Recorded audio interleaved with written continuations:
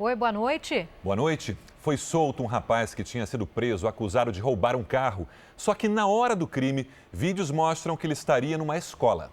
Outros 2 amigos dele, que também estariam no colégio, continuam na cadeia pelo crime. O sorriso de uma mãe que só foi possível depois de ver o filho, Douglas, voltar para casa após 25 dias preso numa cadeia de Guarulhos. Ele foi liberado por não ter sido reconhecido com certeza pela vítima do crime do qual é acusado, o roubo de um carro. Os colegas Iago e Renato, que também são suspeitos, continuam presos. Para os familiares de Douglas, a liberdade do rapaz é um alívio, mas não o suficiente. Eles ainda tentam provar à justiça que os 3 jovens não têm ligação alguma com o crime.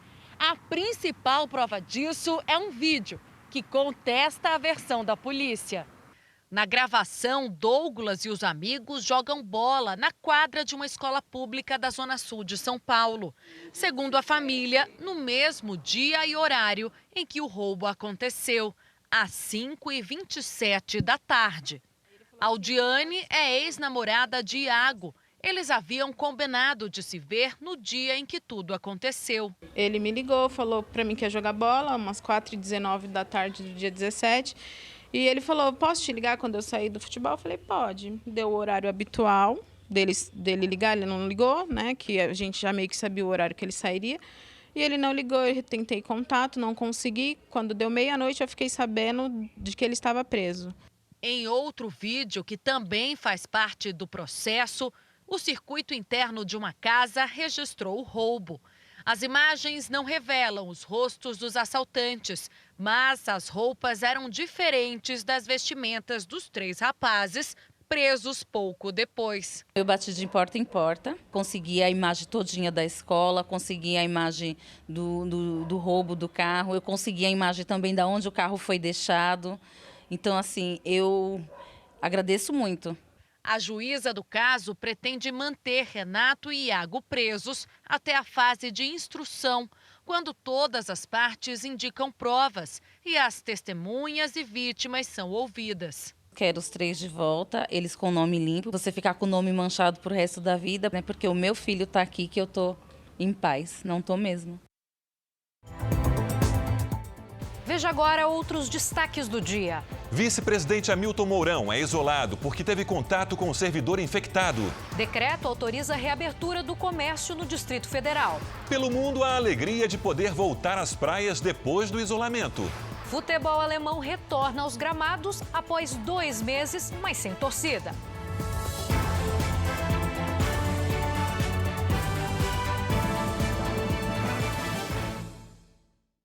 Oferecimento Bradesco, reinventando o futuro ao lado da sua empresa.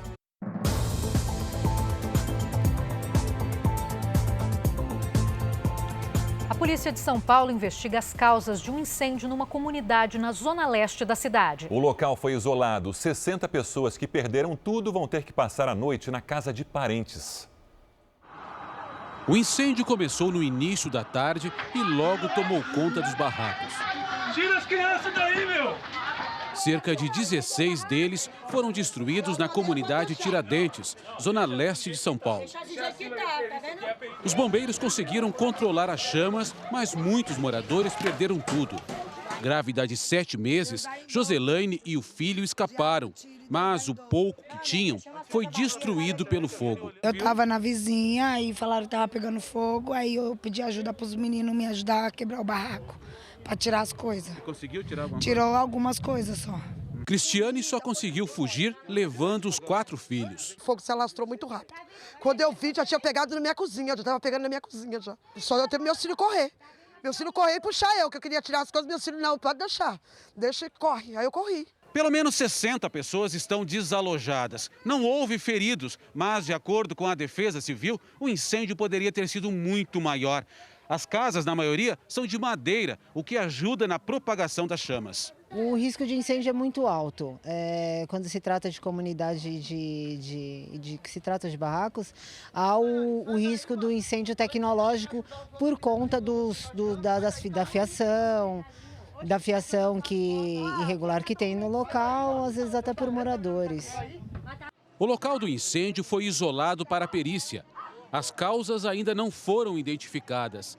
Sem ter onde morar, as famílias atingidas estão em casas de vizinhos. Nós precisamos de material para estar levantando os barracos, produtos para eles, né? E na zona sul de São Paulo pegou fogo um galpão de produtos alimentícios. De acordo com os bombeiros, houve colapso da estrutura do local, que tem cerca de 6.000 metros quadrados. 15 carros do Corpo de Bombeiros foram acionados para controlar o incêndio. Havia muito material inflamável no depósito, como papel e plástico das embalagens. Ninguém ficou ferido. A Defensoria do Rio de Janeiro pediu ao Ministério Público do Estado a abertura de investigação sobre uma operação no Complexo do Alemão, na zona norte da cidade. A ação conjunta das polícias civil e militar deixou 13 mortos. Os sinais do tiroteio estavam pelas ruas do Complexo do Alemão. Os corpos foram retirados da comunidade pelos próprios moradores. A operação aconteceu na manhã de ontem. Segundo a polícia, os mortos seriam criminosos. Entre eles, Leonardo Serpa de Jesus, chefe do tráfico de 2 comunidades da zona sul da cidade. O traficante estava foragido. A operação foi realizada após 8 meses de investigação.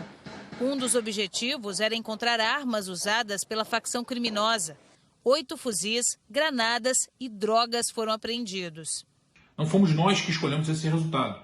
Eles, ao enfrentarem forças policiais muito bem treinadas, que acabaram tendo esse destino. Os policiais que participaram da operação prestaram depoimento aqui na Delegacia de Homicídios. Mas a Defensoria Pública do Rio já entrou com um pedido para que o Ministério Público do Estado faça uma investigação paralela da Polícia Civil.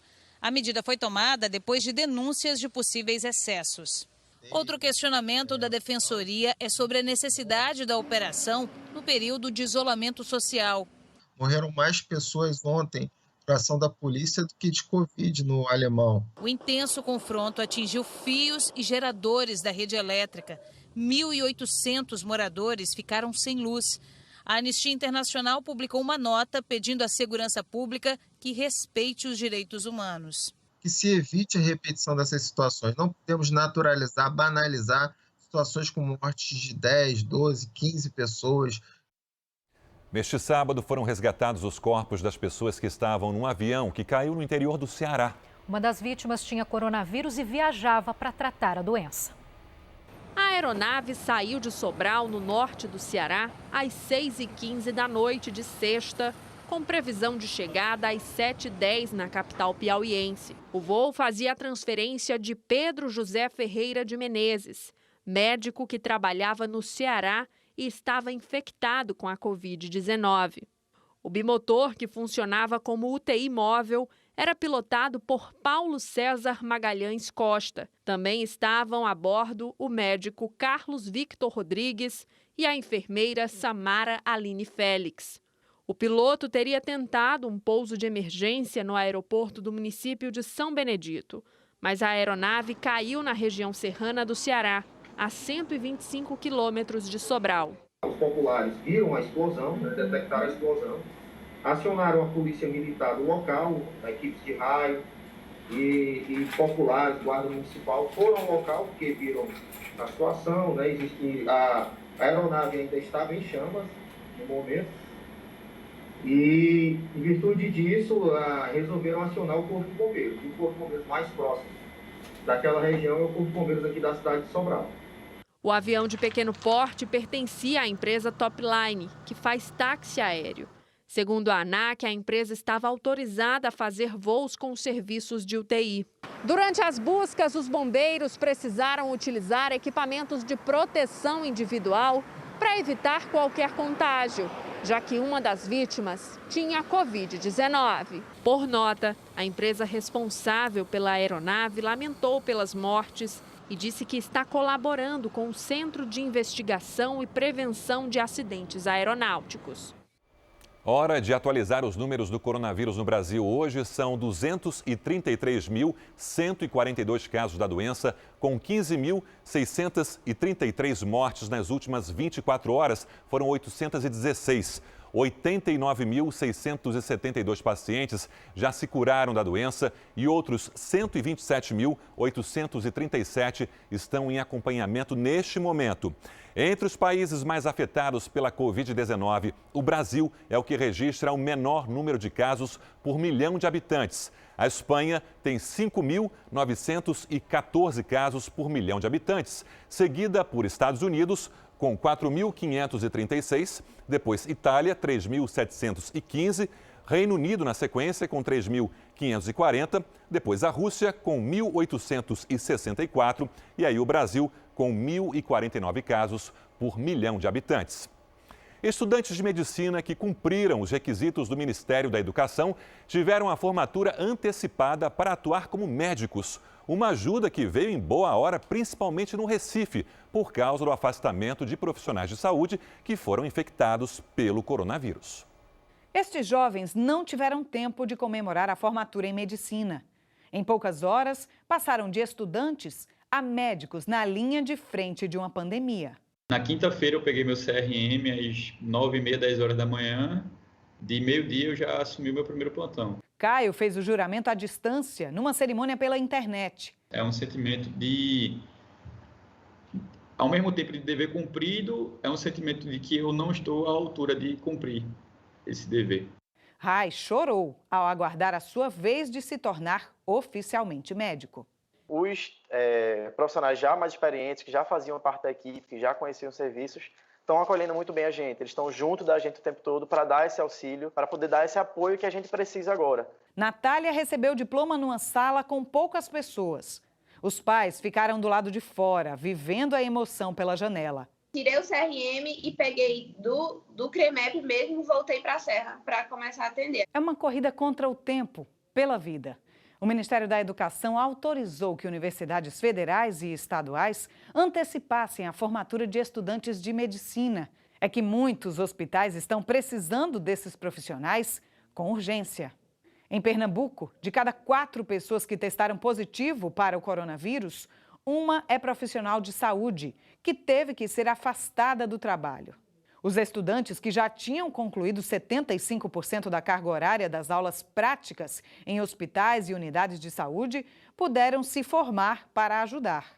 Caio e Rai atuam em hospitais de campanha, criados no Recife para receber pacientes infectados pelo coronavírus. Os jovens médicos reconhecem os riscos, mas a profissão que escolheram faz do desafio um gesto de solidariedade. Eu, pessoalmente, encaro como um pouco de dever social, sabe? Morro de medo de sair, sempre, todos os dias eu morro de medo. Mas eu sinto que eu devo isso. Uma cidade do interior do Rio Grande do Sul tem 1/5 da população da capital do estado, mas o mesmo número de mortos pela Covid-19. 21 pessoas não resistiram à doença, mas apesar do quadro preocupante, muitos moradores já se recuperaram e agora tentam retomar a vida. Uma simples caminhada passou a ter mais valor para o seu Valdecir, que esteve 9 dias no hospital. A sensação é muito ruim, a sensação é que você parece que está se afogando. São tantos sentimentos que fica até difícil explicar o que significa voltar para casa depois de vencer a batalha contra o coronavírus. A sensação foi a mesma de quando eu fui pai 2 vezes. A sensação, assim, uma alegria, uma sensação de liberdade, é inexplicável. Passo Fundo e a capital Porto Alegre são as cidades gaúchas com o maior número de mortes por Covid-19. Só que a capital gaúcha tem quase 1,5 milhão de habitantes, contra os pouco mais de 200 mil aqui da cidade do norte do estado. Ao mesmo tempo em que Passo Fundo apresenta um quadro assustador em relação ao número de vítimas do novo coronavírus, são diversos exemplos de pacientes recuperados espalhados pela cidade. Segundo o último boletim divulgado pela Secretaria Municipal de Saúde, já chega a 178 o número de pessoas curadas.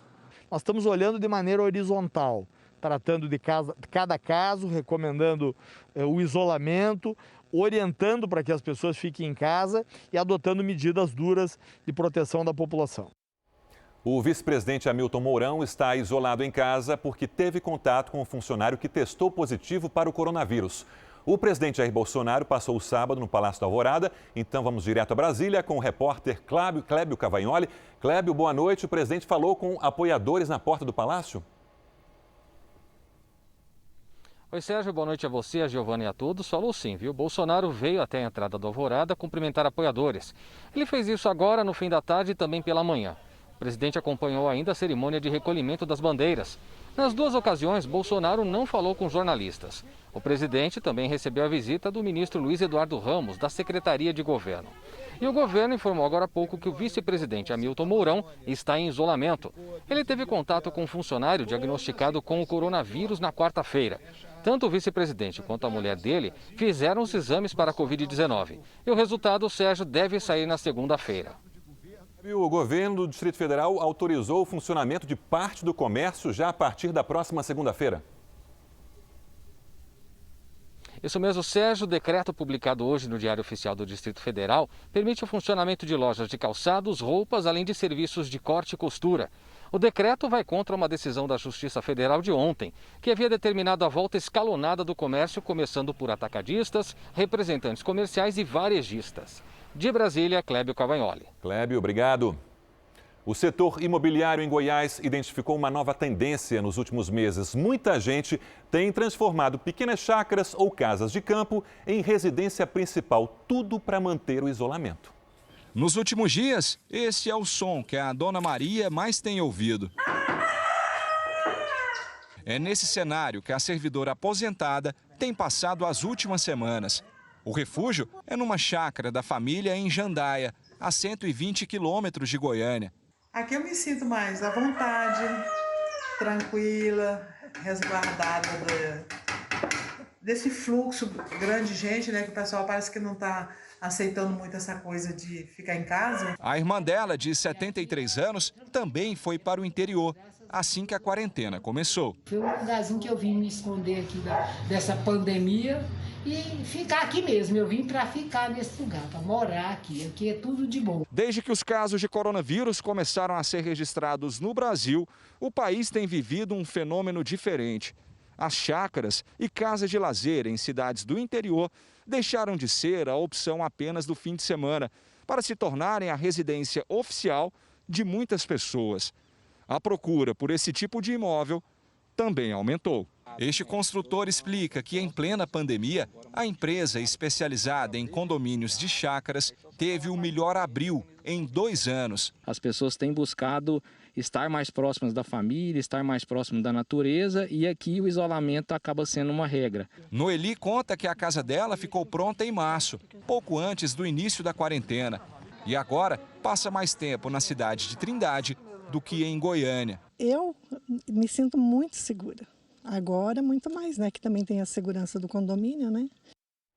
Em plena pandemia, um homem foi preso no Rio Grande do Sul suspeito de dar golpes em restaurantes. Somente num deles, o prejuízo foi de R$10 mil. O golpista utilizava documentos falsos para fazer o cadastro em aplicativos de venda e entrega de comida e bebida. Ele recebia os produtos de restaurantes em casa, mas não efetuava o pagamento. Ele fazia a encomenda pelo aplicativo. Dali a 30 dias, quando esse dinheiro iria ser transferido ao proprietário do estabelecimento comercial, essa transferência não ocorria porque ele havia ludibriado as brechas de segurança no aplicativo e o dinheiro, portanto, não chegava ao restaurante. O estelionatário, um catarinense de 24 anos, tinha como alvo estabelecimentos comerciais de Esteio, na região metropolitana de Porto Alegre. Ele foi preso em flagrante em casa, no momento em que recebia mais um produto comprado pelo aplicativo. Segundo a polícia, pelo menos 4 restaurantes foram vítimas do golpe. Em apenas um deles, o prejuízo foi de mais de R$10 mil. O criminoso ainda revendia os produtos em sites de vendas pela internet. Segundo as investigações, as fraudes aconteciam há pelo menos um mês. O criminoso já tinha passagens pela polícia pelo crime de falsidade ideológica, que é a criação ou adulteração de documento para obter qualquer tipo de vantagem. Mesmo em tempo de pandemia, onde os estabelecimentos comerciais tentam sobreviver utilizando as ferramentas da internet, por exemplo, os criminosos também continuam fazendo o quê? Cometendo crimes. A A Itália e a Espanha registraram nas últimas 24 horas redução recorde do número de mortes por coronavírus. A correspondente na Europa, Ana Paula Gomes, é quem traz mais informações para a gente. Boa noite, Ana Paula. Boa noite a todos. No Brasil foram 153 vítimas, o menor número desde a ordem de confinamento no dia 8 de março. Aos poucos, os italianos retomam as atividades por todo o país.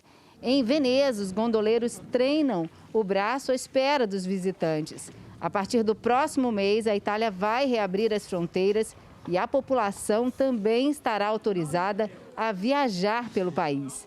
Na Espanha, o número diário de mortes foi o menor em 2 meses. Mesmo assim, o governo espanhol quer estender o estado de emergência até o final de junho por precaução. O Reino Unido anuncia amanhã um plano completo de reabertura da economia. O sábado de sol teve passeio nos parques, mas também protestos contra o isolamento social. Protestos também na Alemanha. Para franceses e gregos, foi dia de ir à praia, mas com distanciamento entre as barracas e com limpeza das cadeiras. Aqui em Portugal, as praias só devem ser liberadas no mês que vem. Mas nesta segunda-feira, creches, museus e restaurantes reabrem as portas, tudo com um rígido controle da quantidade de pessoas. De Lisboa, Ana Paula Gomes. Obrigada, Ana Paula. E a Agência Reguladora de Remédios e Alimentos dos Estados Unidos aprovou hoje um novo teste de Covid-19 para ser feito em casa. As amostras são coletadas em casa, sem a presença de um profissional da saúde, mas precisam ser levadas para análise em laboratório. Os números de infecção e morte por coronavírus ainda são altos nos Estados Unidos, mas estão em queda. Nova York registrou hoje o 6º dia consecutivo com menos de 200 vítimas. O movimento em praias e parques foi grande neste sábado e com distanciamento bem demarcado. Ontem, a Câmara dos Representantes aprovou um novo pacote de ajuda às famílias e empresas americanas, no valor de 17 trilhões de reais. O projeto segue agora para o Senado. Um teste rápido para detectar coronavírus entrega o resultado em menos de 1 hora na Argentina. O governo fez um anúncio oficial para mostrar o teste recém-desenvolvido, que foi aprovado pelos órgãos oficiais. Os primeiros 10 mil testes serão produzidos nos próximos 10 dias e usados pelo setor de saúde pública. 7.400 casos de coronavírus foram confirmados na Argentina. E no Chile foi registrado um novo recorde de mortes por coronavírus e a capital Santiago está em confinamento total, chamado lockdown. A curva de contaminação começou a subir há 2 semanas, depois que o governo diminuiu as restrições de isolamento. Cerca de 500 novos casos de Covid-19 têm sido registrados por dia e o número de mortes no país passou de 420. Desde ontem, a capital chilena e arredores enfrentam bloqueio total. A Organização Mundial da Saúde afirmou hoje que não vai ser fácil garantir a segurança das Olimpíadas de Tóquio por causa da pandemia. Vamos ao vivo então com a nossa correspondente no Japão, Cíntia Godoy. Bom dia para você, Cíntia. Oi, Giovana, boa noite para vocês. A OMS e o Comitê Olímpico assinaram um acordo de cooperação. O diretor-geral da OMS pediu união e solidariedade global para lutar contra a pandemia até os Jogos Olímpicos. Thomas Bach, presidente do Comitê Olímpico Internacional, disse que ainda é cedo para prever como o mundo estará em julho do ano que vem. Hoje, centenas de pessoas se reuniram em uma praia da cidade de Shenzhen, sudeste chinês. Foi preciso reservar um lugar e ainda verificar a temperatura antes de ter acesso à praia. Já em Wuhan, filas se formaram numa campanha de testes em massa. E um levantamento mostrou que na sexta-feira o tráfego aéreo na China movimentou mais de 10 mil aviões, algo que não acontecia desde fevereiro. Giovana, Sérgio. Obrigada, Cíntia. Pelo menos 50 bebês que foram concebidos com barriga de aluguel esperam por seus pais em uma clínica em Kiev, na Ucrânia. A clínica liberou as imagens das crianças para chamar a atenção do governo. A maioria das pessoas que buscam esse tipo de serviço é de fora do país. Mas com a pandemia de coronavírus, as fronteiras foram fechadas. A Ucrânia é conhecida mundialmente por autorizar a gestação paga, que pode custar até R$380 mil. A venda de brinquedos no Brasil caiu 75% por causa da crise provocada pelo coronavírus. Na indústria, o foco está lá na frente. O setor está otimista com o Dia das Crianças daqui a 5 meses. Não tem sido brincadeira, não tá fácil para ninguém. Mas só atravessar esse tempo de pandemia sem perder o emprego, para o Wilson já é motivo de esperança. Apesar de que está passando por essa crise todo mundo, a gente está conseguindo segurar. Essa pandemia acabe logo para a gente voltar ao normal.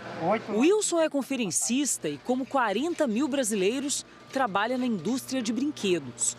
Um setor que nos últimos 2 meses viu as vendas caírem em quase 75% por causa do fechamento do comércio.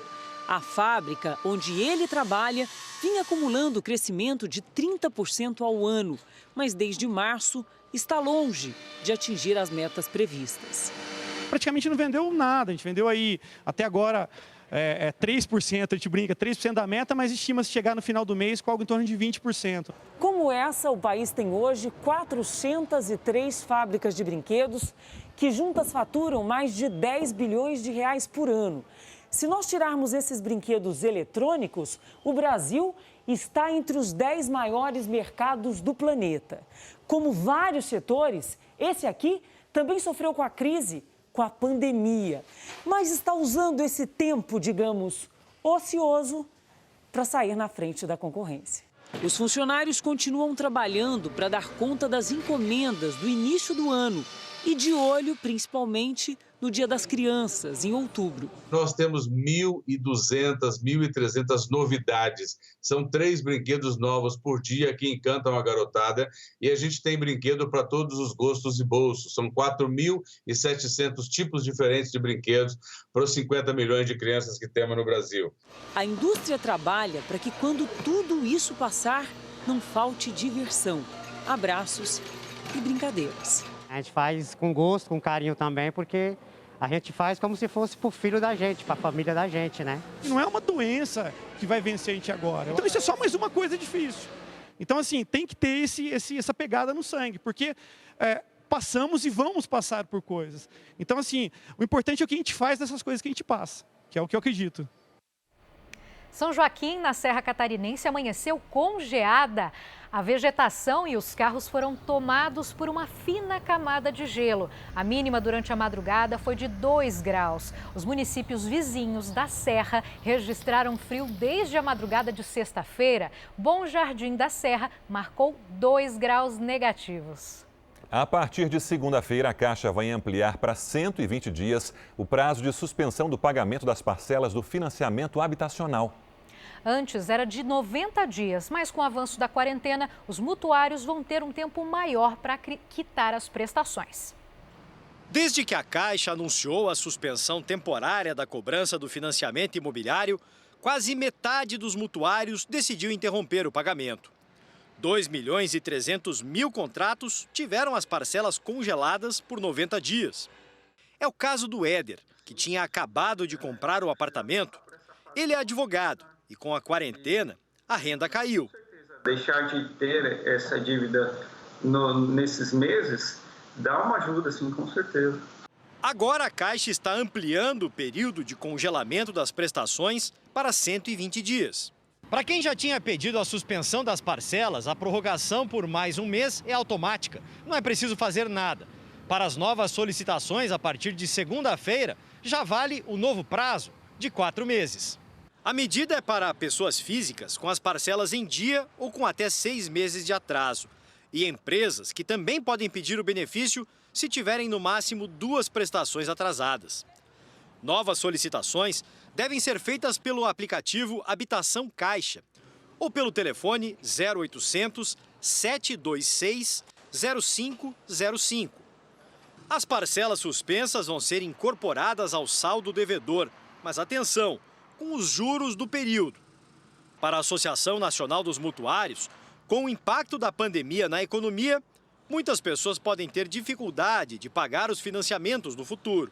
O diretor diz que vai ser preciso discutir a renegociação de contratos. Deve fazer uma renegociação desses contratos, por conta dessa mudança, dessa questão de alteração em toda a economia, das questões que envolvem a queda de renda, os problemas que nós estamos vivendo.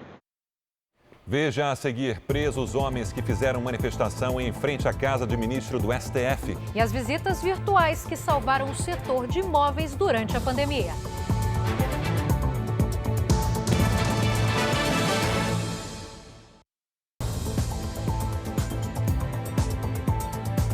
A polícia de São Paulo prendeu 2 dos manifestantes que fizeram um protesto em frente ao apartamento do ministro do Supremo Tribunal Federal, Alexandre de Moraes, no último dia 2 de maio. O repórter Jairo Bastos tem as informações ao vivo. Jairo, boa noite. Olá, boa noite a todos. A prisão aconteceu hoje aqui em São Paulo. No início do mês de maio, cerca de 15 pessoas participaram de uma manifestação com bandeiras do Brasil, cartazes, faixas e uma caixa de som e gritaram palavras de ordem contra Alexandre de Moraes e ao Supremo em frente ao prédio do ministro em São Paulo. Antônio Carlos Bonzeri e Jurandir Alencar foram presos pelos crimes de desobediência, descumprimento de medida sanitária preventiva e incitação ao crime. Os 2 foram levados para a 15ª ADP em São Paulo, serão ouvidos e depois encaminhados para um presídio. Giovana, Sérgio. Obrigado, Jairo. Um dos homens mais procurados do mundo foi preso hoje na França. Felician Kabuga, de 84 anos, é acusado de financiar milícias que massacraram cerca de 800 mil pessoas em Ruanda, na África. Existia uma recompensa de quase 30 milhões de reais por informações que levassem à prisão. Kabuga estava foragido havia 26 anos e vivia escondido em Paris. Aqui no Brasil, durante a pandemia, muitos setores da economia precisaram se reinventar. Um deles foi o de imóveis. Exatamente. Os clientes agora contam com as visitas virtuais para fazerem a seleção de onde querem morar. Adriana é dona de uma imobiliária e viu o mercado virar de ponta cabeça por causa da pandemia. A primeira reação foi de medo. Nós que somos prestadores de serviço, como é que a gente vai prestar o serviço?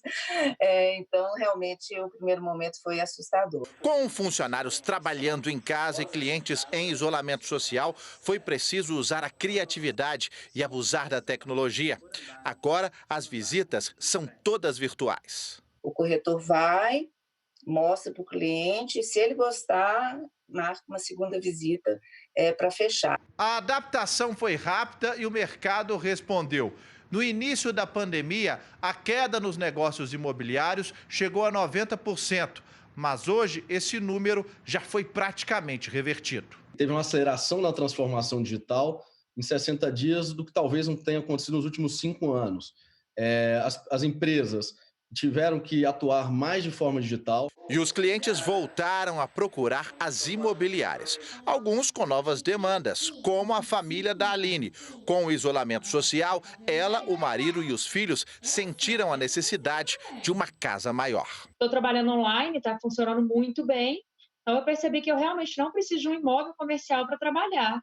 Então, a gente pode investir nisso e termos os 2, qualidade de vida com nossos filhos na nossa casa e trabalhar de casa, numa casa maior, mais confortável. Com tantas adaptações, já é certo que a pandemia criou uma nova realidade na compra, venda e aluguel de imóveis. Sem dúvida, tem um legado dessa crise, um legado de um mercado imobiliário mais eficiente. Não vai parar, nós vamos sobreviver. Veja a seguir: turistas aproveitam reabertura dos parques temáticos na Serra Gaúcha.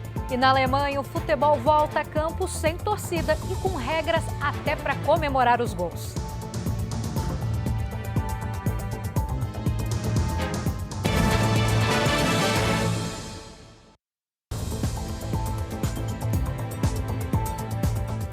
O retorno do futebol no Brasil ainda é muito discutido. As medidas de segurança precisam ser seguidas à risca e, aos poucos, os clubes vão retomando as atividades. Mesmo com os jogos paralisados, os jogadores não podem deixar de treinar até dentro de casa. Vazio como cada um dos maiores palcos do futebol brasileiro está o coração do torcedor apaixonado, que não vê a bola rolar há mais de 2 meses. Mas a retomada já é uma possibilidade. No Rio Grande do Sul, por decisão unânime, os clubes marcaram a continuidade do Campeonato Gaúcho entre a metade de julho e o começo de agosto. Retorno condicionado à liberação por parte das autoridades sanitárias. A dupla Grenal já se prepara nos centros de treinamento.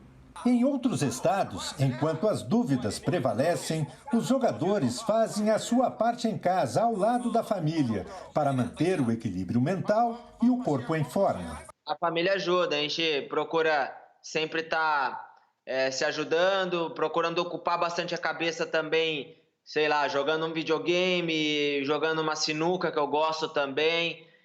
Lendo bastante. Fazer os atletas cumprirem uma agenda de treinos à distância é uma situação que desafia a capacidade dos responsáveis pela preparação física. Obviamente que não é a mesma coisa que estar treinando no centro de treinamento com o grupo todo e fazendo trabalhos coletivos, mas é uma maneira de se manter treinado. Como o Corinthians, Palmeiras, Santos e São Paulo optaram pelos treinos em casa.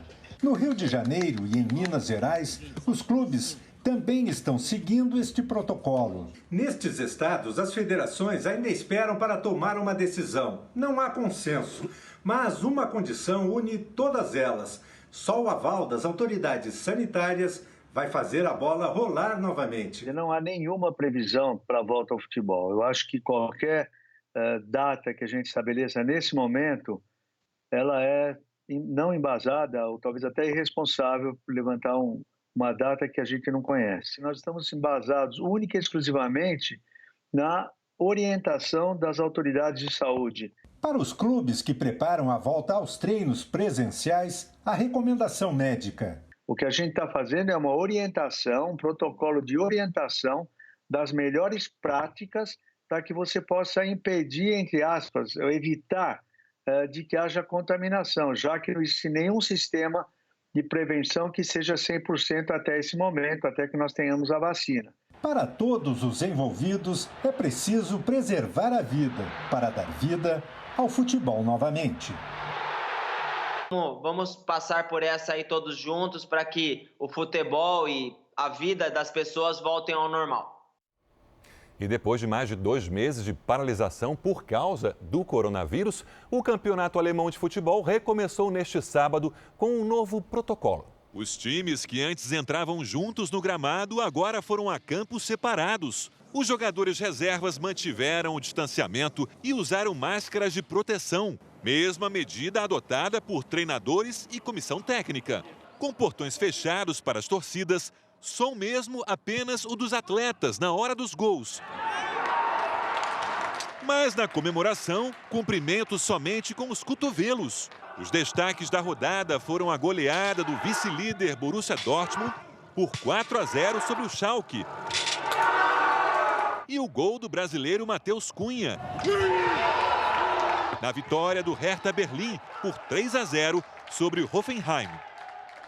Olha, a procura na internet pela expressão dor nas costas aumentou 76% desde o início da pandemia. Para especialistas, isso é reflexo de mais gente trabalhando em casa.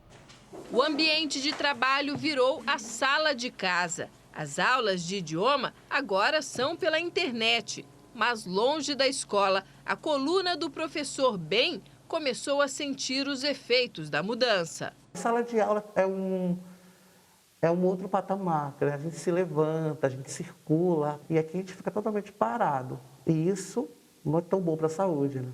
As dores são resultado do improviso. Na verdade, ficar sentado assim na cadeira, assim, aqui na mesa, às vezes cansa demais, aí tem que ir para a cama.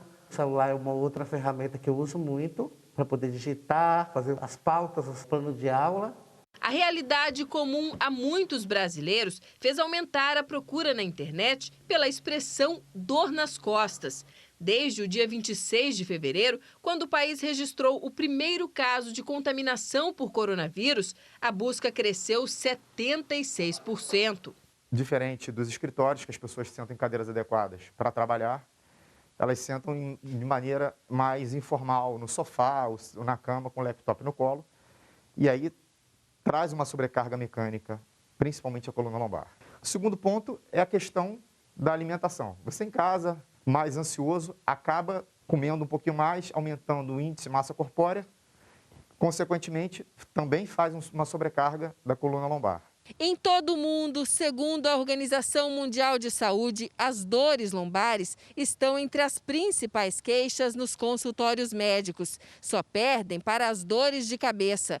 De acordo com o IBGE, 30 milhões de brasileiros sentem incômodos na coluna. A gente tem que tentar se educar a trabalhar de maneira adequada, sentado numa cadeira adequada para trabalhar, com laptop ou com computador apoiado numa mesa, conforme a mesa de trabalho do seu escritório, para que não ocorra esse tipo de lesão. Para tentar minimizar o desconforto, bem se ajeita como dá, dentro de casa mesmo. Às vezes deito no chão para fazer assim, alguns exercícios que possam me ajudar, né? E a questão da postura é de extrema importância também. 5 pessoas morreram e 8 ficaram feridas em um acidente em Vacaria, no interior do Rio Grande do Sul. Um ônibus que transportava trabalhadores para o município de Ipê bateu de frente com um carro que levava 5 pessoas.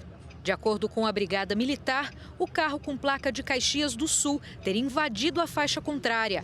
Após o acidente, o carro pegou fogo. Os 5 ocupantes não conseguiram sair e morreram no incêndio. No ônibus estavam 20 produtores rurais. 8 tiveram ferimentos leves. A campanha SOS Famílias do Sertão vai ajudar moradores do interior do Nordeste em meio à crise da pandemia. Para doar, é só aproximar o celular do QR Code que está no canto da tela. A crise econômica provocada pela pandemia afeta principalmente as pessoas mais vulneráveis, como os moradores do interior do Nordeste, região castigada pelas secas. Agora eles enfrentam também a falta de emprego e salários. As doações da campanha chegarão a essas pessoas como alívio e esperança. Mostrar solidariedade e trazer esperança à população é a mensagem que as marcas devem adotar neste momento de crise, segundo os especialistas.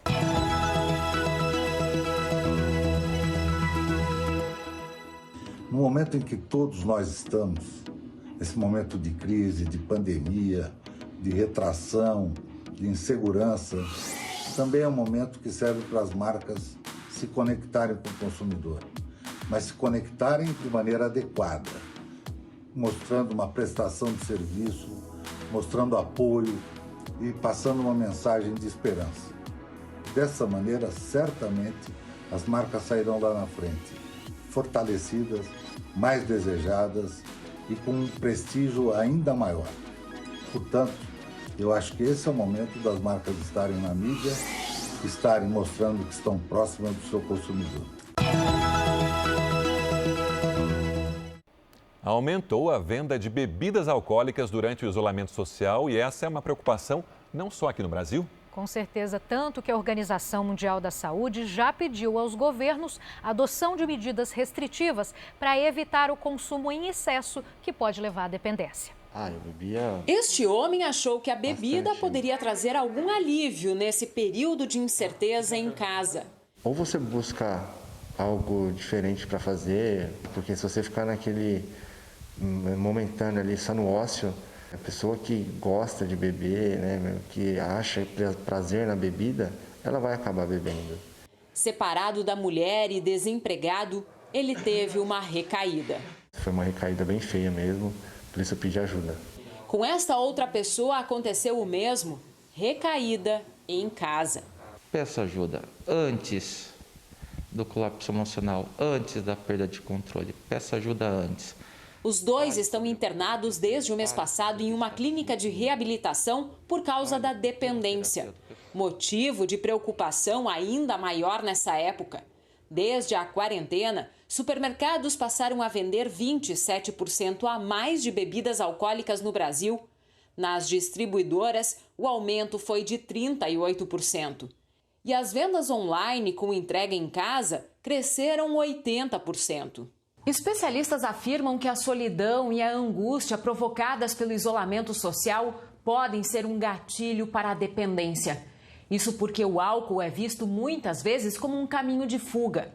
Mas a sensação de relaxamento, que geralmente começa com pequenas doses, pode se transformar num vício com a perda de controle da quantidade ingerida. Realmente, esse isolamento ele provoca essa sensação de abandono, enfim. E a recorrência ao uso de álcool faz reduzir um pouco essa sensação. Então, aquele bebedor que antes era um bebedor social, ele acaba migrando para um bebedor abusivo e até mesmo para um bebedor já em grau de dependência. No consultório de Fábio, dobrou a procura por atendimentos psicológicos relacionados ao consumo excessivo de álcool no último mês. A família precisa estar atenta, sim, né? E ao invés de se calar, conversar com a pessoa. Olha, vamos reduzir juntos essa quantidade de bebida, vamos comprar menos, vamos evitar de gastar dinheiro com bebida nesse momento, né? Desde que começou a trabalhar em casa, Murilo percebeu o perigo. Hoje, toma apenas bebidas com baixo teor alcoólico, reduziu a quantidade e também a frequência. Você beber muito, isso atrapalha a tua alimentação, atrapalha o teu desempenho aí no trabalho home office, na sua relação com a sua família. Então, realmente tem que tomar cuidado para não se tornar uma doença e que você não seja o maior prejudicado, né? O Pará é o segundo estado mais atingido pelo novo coronavírus na região norte. São mais de 12 mil infectados e 1.145 mortes oficialmente registradas até agora. Nossos repórteres entraram no maior hospital do Pará, inclusive na UTI, e mostram o trabalho dos profissionais de saúde para atender os pacientes. O hospital recebe pacientes de todo o estado do Pará e é referência no atendimento à Covid-19. O Abelardo Santos é o maior hospital público aqui do estado do Pará. Chega a atender até 1.200 pacientes contaminados com a Covid-19 todos os dias. Ali é a entrada do hospital. Só que antes de ir para lá, a gente tem que colocar os equipamentos de proteção. Isso para não correr qualquer risco de ser contaminado ou contaminar quem está lá dentro. Vamos lá? É preciso colocar um avental por cima da roupa, luvas e uma máscara especial. Essa aqui é a máscara N95, que dá maior proteção para você nesse momento. Ela é o ideal para ser utilizada aqui dentro do hospital. Depois coloco essa outra máscara de plástico para proteger ainda mais o rosto. Aqui na frente do hospital, alguns ônibus foram colocados para justamente aumentar a capacidade de atendimento dos pacientes e assim diminuir a fila de espera lá fora. 40 médicos cubanos fazem os primeiros atendimentos. Os pacientes leves recebem medicamentos e são liberados para voltar para casa. Cerca de 20 mil kits com cloroquina e azitromicina já foram distribuídos. Os pacientes mais graves são levados para a urgência do hospital. Seu Antônio, de 78 anos, está com suspeita de Covid-19. O aposentado foi colocado em um quarto para receber oxigênio. São 16 pessoas com o mesmo diagnóstico. A capacidade máxima desta ala. A gente está chegando aqui agora na sala vermelha. É uma sala onde ficam os pacientes mais graves, né, doutora? Isso. Aqui são os pacientes que chegam em insuficiência respiratória grave e precisam de um método invasivo, como a intubação, por exemplo. A sala aqui também está lotada. São 12 pacientes nos respiradores. Os casos mais graves estão na UTI. Para onde vamos agora? Precisamos trocar de roupa mais uma vez e colocar uma totalmente esterilizada. Aqui na UTI tem 40 leitos e todos estão lotados, desde o dia que o hospital foi aberto para atender doentes da Covid-19. Quando um paciente recebe alta, outro já ocupa o lugar. E nesse revezamento, os profissionais da saúde vão salvando vidas. Todos aqui estão dando o seu melhor para chegar num resultado positivo. Depois de 14 dias internada aqui, Dona Albertina está indo para o apartamento. A batalha foi vencida. Se não fosse eles, eu não estaria aqui agora. Mas, primeiramente, Deus, né? E eles. Muito boa aqui. A alta da professora aposentada é o estímulo para todos esses profissionais. Veja agora os destaques do Domingo Espetacular. O mistério em torno do assassinato de uma Miss em Manaus. Por que o namorado dela é o principal suspeito? Ele tentou fugir, mas acabou preso. Tem desafio. agora é com você. Famosos que ganharam peso na quarentena tentam emagrecer em casa. Tem a história do pai e da filha que transformaram em aventura o simples gesto de jogar o lixo fora. Lembra dessa música? E dele, você se lembra? Por onde anda o cantor Ângelo Máximo? É no Domingo Espetacular, logo depois da Hora do Faro. A pandemia do coronavírus não afetou o trabalho no campo. Neste ano, o Brasil deve colher uma safra recorde de grãos. A estimativa é de que o Brasil feche 2020 com 227 milhões de toneladas de grãos. No oeste do Paraná, o desafio é escoar a safra. A Ferroeste, que liga Cascavel ao Porto de Paranaguá, transportou no mês passado 160 mil toneladas. É a maior marca da história da ferrovia. A produção no campo fez com que, em meio à pandemia, o Porto de Paranaguá batesse recorde em movimentação de cargas. Em abril, 5 milhões e meio de toneladas foram embarcadas, um aumento de 30% em relação ao mesmo período do ano passado. O trabalho aqui não para, mas a rotina mudou. Todos os dias, os 5 mil trabalhadores do terminal passam pelas equipes de saúde. Só entra no porto quem está de máscara, lava as mãos, limpa os sapatos e não tem febre. Atenção especial com os caminhoneiros. No último mês, quase 100 mil receberam atendimento. A operação deu resultado. O porto opera na capacidade máxima sem nenhum caso confirmado de Covid-19 entre os colaboradores. Houve o engajamento dessas pessoas, dos funcionários, dos colaboradores terceirizados, para adotarem essas medidas de segurança, visando aí desempenho do trabalho. Também tomando todos os cuidados, as cooperativas do Paraná não pararam na pandemia. Com investimentos que devem passar de R$1,5 bilhão de reais, esperam ajudar no combate à crise com a geração de empregos. Na última semana, por exemplo, uma cooperativa um projeto lá do Oeste, nós tivemos aí a contratação de mais de 2.000 pessoas. O grande compromisso que nós temos nesse momento é garantir o abastecimento das cidades. Imagina uma pessoa doente e ainda com fome. Então nós vamos fazer de tudo para que não falte comida. A maioria das empresas da Zona Franca de Manaus já está operando seguindo as orientações das autoridades de saúde. Algumas fizeram teste para detectar funcionários assintomáticos e assim evitar a contaminação dentro das indústrias. Devagar e com muita cautela, os trabalhadores na Zona Franca de Manaus vão retomando as atividades. Segundo o Centro das Indústrias do Estado do Amazonas, a maior parte das empresas já está operando de acordo com as orientações das autoridades de saúde, utilizando EPIs e evitando aglomerações, principalmente nos refeitórios. É o nosso objetivo buscar que não haja uma grande disseminação do vírus no ambiente fabril pelo contingente de trabalhadores que nós temos nessas fábricas. Essa fábrica resolveu testar. Os funcionários voltaram ao trabalho na semana passada, mas somente depois que todos fizeram um teste rápido que detecta o novo coronavírus. Dos 150 funcionários, 46 fizeram o exame e mais de 30% testaram positivo. A maioria sem apresentar nenhum sintoma. Fiquei surpreso quando fui fazer um exame, testou positivo, né? Minha mãe ficou surpresa também, minha esposa, entendeu? Mas graças a Deus não senti nada, não. Eles esperam que outras empresas possam fazer o mesmo para evitar contaminação em massa no ambiente de trabalho. A gente aplica um teste 100% da fábrica, a gente pelo menos consegue identificar quem está com Covid, né? E essa pessoa fica em casa, fica isolada. E quem tem condições de trabalhar, que venha com segurança, sabendo que não vai ter nenhum risco. O Polo de Duas Rodas é um dos maiores de Manaus. Com a pandemia, as fábricas funcionam com cerca de 70% da capacidade. As indústrias aproveitaram este período para conceder férias coletivas, outras para se ajustar também aos protocolos das nossas autoridades de saúde. O Amazonas é um dos estados com o maior número de pessoas infectadas pelo novo coronavírus. Eu espero logo que se acabe, porque é muito triste essa situação, né?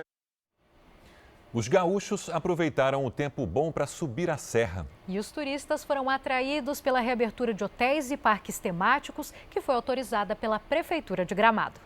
As ruas floridas voltaram a receber quem havia sumido nos últimos 2 meses, o visitante. Vim aí dar uma passeada, né? Sair da quarentena um pouco, né? E comer um fundi aí. Me distrair um pouco, mas a cidade tá meio vazia, né? Pelo que eu percebi, né? O friozinho tá chegando, mas a gente sabe aí todo o cuidado que tem que ter. Nesse sábado, em Gramado, na Serra Gaúcha, centenas de turistas foram atraídos pelo tempo bom, aliado às baixas temperaturas e, mais do que isso, a reabertura de hotéis e parques temáticos, autorizados pela Prefeitura a retomar as atividades. Nós precisamos, nesse momento, cuidar das pessoas, daquelas que nos visitam e também daquelas que fazem o turismo de Gramado. A decisão da Prefeitura de Gramado de reabrir a cidade para o turismo segue a permissão do governo gaúcho para que cidades do interior comecem aos poucos a autorizar a volta do comércio, mas com restrições.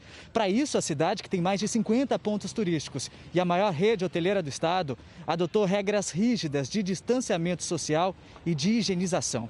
Parques estão proibidos de receber mais do que a metade da capacidade de pessoas estipulada no alvará de funcionamento. O uso de máscaras é obrigatório para funcionários e visitantes, que devem manter o distanciamento de pelo menos 1,5 metro. Nesse, que oferece neve para a prática de esqui, adaptações começaram a ser feitas para que a reinauguração aconteça no dia 5 de junho. A desinfecção total, desde piso, mesas, todos os instrumentos. Mais cuidados, mais custo, embora essa seja a única alternativa para o empresário. Todo o esforço está sendo feito para garantir que essa retomada seja feita de maneira segura e controlada. Dos 10 hotéis dessa rede, 3 reabriram parcialmente, mas sem o buffet de café da manhã e as áreas coletivas. Para esse fim de semana, a gente vai dormir hoje com o máximo de ocupação permitida, que é os 50%. Nas últimas 24 horas, Gramado registrou 2 casos positivos de Covid-19. Em março, 11 turistas e 9 funcionários de um hotel tiveram que cumprir quarentena por suspeita de contaminação. A pandemia do coronavírus tem aumentado o uso de robôs que estão substituindo seres humanos em várias funções. Com o isolamento social, os robôs ajudam em hospitais, fazem entregas e agora até um cão de guarda foi criado para intimidar quem não respeita as regras de distanciamento. Spot, como o robô de 4 patas é chamado, faz a patrulha em um parque de Singapura. Com sensores e câmeras, reúne informações enviadas à central para calcular o número de visitantes e evitar aglomerações. E faz até anúncios a desavisados, lembrando da importância de manter distância uns dos outros. For your own safety and for those around you, please stand at least 1 meter apart. Thank you. Enquanto as pessoas buscam isolamento, os robôs ganham mais espaço. Nos hospitais, em contato com pacientes, nas entregas de supermercados e na limpeza do transporte público, por exemplo. Para este especialista, a crise do coronavírus e o medo do contágio acelerou o processo de inserção das máquinas no dia a dia. Pode ser que a gente veja uma mudança na preferência dos consumidores com relação aos robôs, a ponto deles se tornarem permanentes, diz Martin Ford, autor de vários livros sobre a evolução da robótica na sociedade.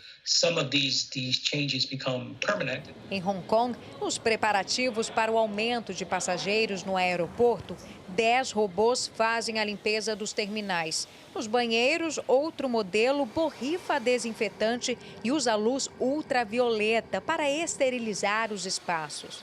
A tecnologia também é fundamental para encurtar distâncias. Na Universidade do Estado do Arizona, a cerimônia de graduação foi feita por meio de robôs que representaram os alunos. Thank you so much. O Japão já vinha aumentando o papel das máquinas na sociedade antes da pandemia. Essa estação de trem, a Takanawa Gateway, em Tóquio, é considerada a mais futurista do país. Robôs limpam, fazem a segurança, orientam os turistas. Até a loja de conveniência é toda automatizada. Humanos aqui, só os clientes. Os robôs também estão ajudando a cuidar de pacientes isolados em hotéis de Tóquio durante a pandemia. Pepe, figura conhecida entre os japoneses, passa mensagens de apoio aos doentes. Outros desinfetam áreas onde há risco de contaminação. Especialistas acreditam que estamos entrando em uma nova era, mas é preciso cuidado. Com a crise econômica, os robôs podem se tornar uma alternativa mais barata do que os trabalhadores para empresas no mundo pós-pandemia. Uma motorista perdeu o controle do carro e invadiu uma casa nos Estados Unidos. O carro destruiu uma cerca e atravessou a piscina. A motorista sofre de diabetes e foi levada para o hospital com ferimentos leves. A quarentena provocou um aumento do uso da internet no celular ou computador pelas crianças. Além do uso excessivo, há também risco de acesso a conteúdos impróprios. Uma pesquisa feita no primeiro mês do isolamento revela que somente 3 em cada 10 pais usam ferramentas de controle de conteúdo. Se tem alguma coisa que saiu do controle nessa quarentena, foi o uso da internet. Os filhos da Carla só largam o celular e o computador na hora de dormir. É um vício não só das crianças, da gente também, né? Não conseguimos ficar sem celular e isso já está passando para eles também. Carla precisa trabalhar e os meninos estão sem ir para a escola e sem poder sair para brincar. A tela se tornou uma janela escancarada para o mundo. Está sendo um escape para eles a internet, né? Pelo fato de não poder estar saindo de casa. Mas é preocupante, né? Porque quando a vida voltar ao normal, será que eles vão voltar ao normal também? Ou vão ficar ali mais viciados do que antes, né? A internet está sendo o social das crianças e dos jovens, é a forma que eles têm para ter contato com os amigos. A psicóloga também alerta para os perigos do que se acessa. O filho mais velho de Carla chegou a receber convites de passeio vindos de um adulto dentro de um grupo de jogos. A mãe teve que bloquear o grupo e ter uma conversa séria com o menino. Os mecanismos para ficar rastreando o que os filhos estão fazendo acaba que não sendo efetivos. As crianças elas são nativas da tecnologia, enquanto os pais são turistas, então acaba que se burlando esses mecanismos. A Sociedade Brasileira de Pediatria publicou um manual este ano em que recomenda limitar o tempo de exposição a telas de celulares, computadores, tablets, a no máximo 1 hora por dia para crianças entre 2 e 5 anos de idade, 2 horas para as que tiverem entre 6 e 11 e para as adolescentes até 3 horas por dia. Isso foi antes da quarentena. Hoje, os pais não têm muita escolha. Claro que a internet e as telas e a tecnologia são um forte aliado nessa quarentena, mas é preciso que tenham momentos em que seja encerrado o expediente da tecnologia, que possa realmente todo mundo ficar offline e nessa hora poder, então, resgatar esse momento em família. Alguns países da Europa começaram a reabrir as fronteiras, o que deve beneficiar o turismo. Em Portugal, voos internacionais para capitais europeias foram retomados. Por enquanto, os desenhos das calçadas portuguesas podem ser apreciados de qualquer ângulo. Sem o vai e vem de turistas nas ruas, o centro de Lisboa esbanja uma beleza silenciosa. Um cenário impensável ano passado, quando o país bateu recorde no número de visitantes, mais de 27 milhões de pessoas. Lojas de até 200 metros quadrados reabriram as portas, como essa de peças bordadas. Segundo o comerciante, os turistas representam 90% dos clientes. Quando está muita gente, está turismo, a loja está sempre cheia. É um contínuo de sair, vender, falar com a gente. Agora não estamos a fazer nada, zero. Seu Carlos é comerciante no centro de Lisboa há 50 anos e se emociona ao falar do prejuízo que ainda não consegue calcular. Fui empregado durante 35 anos, sou patrão há 15, há dias difíceis. Segundo uma pesquisa realizada no Reino Unido, Portugal está entre os países europeus com mais prejuízos no setor por causa da pandemia. A queda já chega a 40% e por aqui o turismo é essencial para a economia. O setor representa mais de 16% do produto interno bruto do país. Portugal está apenas atrás da Itália e Espanha nas perdas do setor no continente. A Associação Hoteleira de Portugal quer reabrir parte dos estabelecimentos em junho. Não tanto nas cidades, mas testar a abertura, perceber como é que o mercado interno reage à abertura dos hotéis. Nos grandes grupos vão abrir muito poucos, não é? Vão testar aqui e ali. Em alguns outros, as pousadas aos poucos, porque a sua realidade mais fora dos centros urbanos, com mais espaço ao ar livre. O prejuízo até agora é de quase 90%. Cenário pior que o de 2008, marcado por uma crise profunda. Uma companhia aérea de Portugal voltou a operar voos de Lisboa para Londres e Paris. Antes da pandemia, eram realizados cerca de 2.500 voos semanalmente. Agora, as viagens acontecem 2 vezes por semana até o fim de maio. Todo cuidado para barrar o passageiro tão indesejável, o coronavírus. O Jornal da Record termina aqui. A edição de hoje na íntegra e também a nossa versão em podcast estão no Play Plus e em todas as nossas plataformas digitais. Você continua assistindo Cidade Alerta. Boa noite, ótimo domingo para você. Amanhã eu te encontro no Câmera Record. Boa noite e até lá.